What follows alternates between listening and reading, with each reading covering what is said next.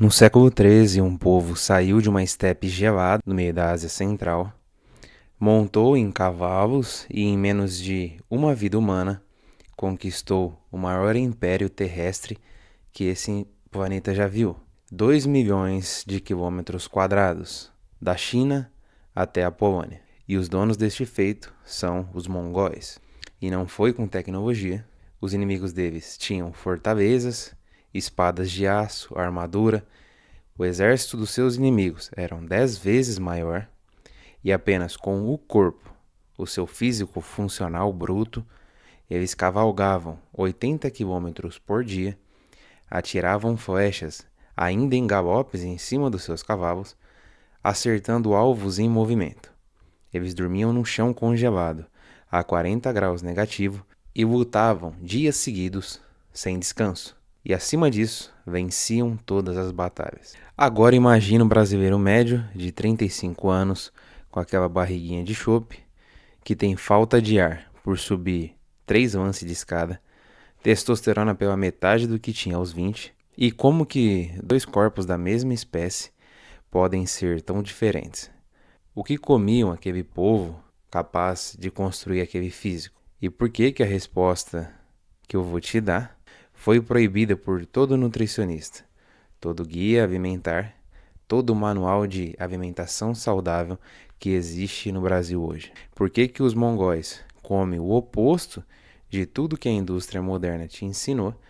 E quando você descobrir o número que a ciência mediu sobre esses mongóis, você vai entender o porquê que a ciência te escondeu isso. Para você entender o tamanho da loucura, deixa eu te dar números. Gengis Khan tinha sob o comando dele, no seu auge, cerca de 100 mil cavaleiros. 100 mil. Era um exército ridiculamente pequeno, comparado aos milhões dos impérios da China, da Pérsia e da Rússia, esses que foram esmagados por Gengis Khan. Mas como? Porque cada um daqueles 100 mil mongóis era uma máquina ambulante de guerra. Eles cavalgavam cerca de 80 quilômetros por dia em campanha, uma capacidade de movimento que ninguém na Europa ou Ásia conseguia replicar. Eles aprendiam a cavalgar antes mesmo de aprender a andar. Aos 3 anos de idade, eles já estavam em cima dos cavalos e aos 6 já eram capazes de atirar flechas. A técnica deles era brutal e ao mesmo tempo muito simples. Eles cavalgavam em círculos, atiravam flecha enquanto montavam e nunca paravam. Quando o inimigo achava que tinha vencido, o mongol já tinha aparecido por trás, lá ele, em batalha, e ficavam dias e dias em cima do cavalo sem descer. Eles comiam em cima do cavalo, dormiam em cima do cavalo, muitas vezes faziam as necessidades em cima do cavalo. O corpo deles aguentava isso porque era construído para isso desde sempre, desde criança, e construído principalmente com uma matéria-prima específica, que é exatamente onde mora a sacada desse vídeo. Hoje, 8 séculos depois, ainda existem pastores nômades mongóis vivendo praticamente igual aos antepassados, na mesma estepe, os mesmos cavalos, a mesma comida e o mesmo cotidiano brutal. E pesquisadores europeus e japoneses, eles foram lá medir o que esses caras comem, como eles vivem, e eu vou te dizer, principalmente, o que assusta, o nível hormonal deles. E o que eles documentaram joga uma bomba no colo de toda a nutrição moderna. Então vamos direto para o que importa, que é o que um mongol tradicional come e sempre comeu. A dieta dos mongóis, há mais de 1000 anos, ela é dividida em 2 categorias, chamadas de comidas brancas e comidas vermelhas. As comidas brancas são os laticínios crus, queijo, iogurte e o famoso airag, ou leite de égua fermentada. As comidas vermelhas são as carnes, e os mongóis comem carne de todos os animais que criam. Agora presta atenção na sazonalidade, porque é genial. No verão, eles comem majoritariamente os laticínios. Já no inverno, eles comem carne e gordura animal, quando precisam da proteína para energia e para gordura para se aquecer no frio brutal. É a sazonalidade que a indústria moderna apagou completamente da sua vida. É o medo de consumo de um leite cru. É o medo de consumo de gordura saturada. E é por isso que os mongóis vão totalmente contra os padrões de nutrição moderna. Pense assim, no verão, eles costumam beber leite, fermentados, tudo fresco. No inverno, carne gorda, densa e calórica. Eles basicamente não consomem vegetais porque na estepe não cresce vegetal. E mesmo assim, e principalmente por conta disso, são fortes como touros. E agora olha essa dieta mongol no detalhe e tenta segurar o riso lembrando da sua nutricionista do teu convênio que empurra brócolis no vapor com peito de frango sem sal para você e fala que tu vai ficar boladão. O prato clássico tradicional chamado simplesmente de mak, que significa carne, consiste em ossos de carneiro fervido com gordura e várias vísceras e a cabeça do animal com algumas batatas. Os mongóis rurais, eles substituem em uma dieta que consiste quase inteiramente. Mano, guarde isso. Dieta que consiste quase inteiramente em proteína e gordura animal. A cabeça inteira do bicho, vísceras, gorduras, ossos com tutano. A carne é 100% orgânica criada por eles de animais alimentados a pasto e eles não utilizam antibióticos ou hormônios para cuidarem desses animais. E para acompanhar, o brasileiro normalmente come uma carninha com guaraná.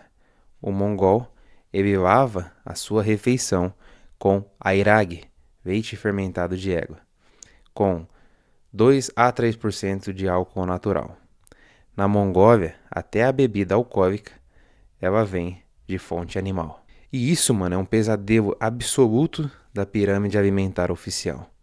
Carne com gordura como base de uma alimentação, vísceras toda semana, laticínios integrais fermentados de animal de pasto, isso é loucura. Não consomem vegetais, zero cereal refinado, zero óleo de semente industrial, zero açúcar isolado, zero ultraprocessado. É exatamente o pacote pró-metabólico que a gente vem ensinando aqui constantemente nesse canal. Só que esses caras fazem isso há 8 séculos sem terem lido sequer um livro de nutrição, um estudo, um guru. Eles fazem porque é o que mantém o pastor de pé na estepe a 40 graus negativos. É a dieta selecionada para a sobrevivência. E eles testaram no metabolismo e eles descobriram que isso funciona. Então, por que essa dieta ela funciona tão bem? Porque o pastor mongol de 60 anos, ele ainda monta a cavalo, ele derruba lobo no peito, ele faz filho como se tivesse 25 anos. A resposta é que a gente vem construindo aqui nesse canal. Primeiro, densidade nutricional bruta. Quando você come carne com vísceras, gordura e laticínios fermentados, você está comendo a comida mais densa em nutriente que existe na Terra. Vitamina A pré-formada do fígado, por exemplo, a vitamina K2 da gordura de pasto, do leite fermentado, a B12 da carne, a colina da gema, o selênio, zinco, ferro biodisponível, creatina, carnitina, taurina, tudo já na forma do que o seu corpo utiliza, sem precisar converter nada de vegetal pobre. Segundo ponto, a gordura saturada como combustível principal. Aquela mesma gordura que o teu nutricionista te diz para evitar é a base da dieta de um povo que conquistou metade do mundo. A dieta mongol, ela inclui grande proporção de gordura animal, que é necessária para resistir ao inverno brutal e ao trabalho duro. Temperaturas de menos 40 graus e o trabalho ao ar livre requer reservas suficientes de energia. A gordura saturada ela é estável, ela não oxida. Ela alimenta direto a sua célula e mantém o hormônio em pé. E é por isso que esses mongóis eles conseguem sobreviver a menos 40 graus de temperatura o dia inteiro, enquanto nós não conseguimos ficar sem blusa de frio se a temperatura cai para 10 graus positivo. Agora tenta fazer isso comendo aveia. Tente se manter em uma baixa temperatura consumindo grãos. Você vai literalmente congelar, mano. Terceiro ponto são os laticínios fermentados.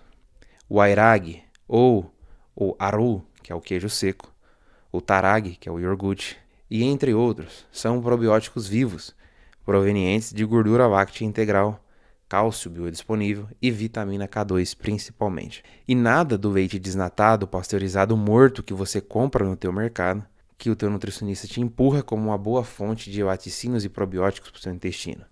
É leite cru. Leite, literalmente, fonte de saúde de animal de pasto. O aru, que é o queijo seco mongol, é particularmente importante na vida nômade porque pode ser armazenado por meses sem refrigeração. É leve, é nutritivo ideal para viagens em longa distância. E o quarto, e talvez o ponto mais importante, é a ausência total do veneno moderno. Sem consumo de óleo de soja, sem açúcar refinado, sem farinha branca e sem ultraprocessados, o corpo dos mongóis nunca receberam os disruptores metabólicos que adoecem o brasileiro desde a infância. A fábrica de energia do corpo dele, que é a sua tireoide, os seus hormônios, tudo gira de forma lubrificada, sem os lixos que entopem o seu motor. E é por isso que aquele físico funcional impressionante, ele existe e existe até os dias de hoje. Quando observamos competições de força, velocidade, explosão, os mongóis sempre se destacam pelas suas densidades ósseas, capacidade de levantamento de carga e pela sua força explosiva. São físicos extremamente funcionais. Não é genética mágica, não é raça superior. É um combustível certo, sem veneno, uma vida ativa, sol, frio extremo, forjando o corpo deles dia após dia. E agora vem uma parte que pode quebrar os argumentos aqui dos céticos que são fãs de uma aveia e um açúcar refinado. Porque a ciência foi lá medir o hormônio desses caras e o número que eles acharam é tão absurdo que vai te surpreender.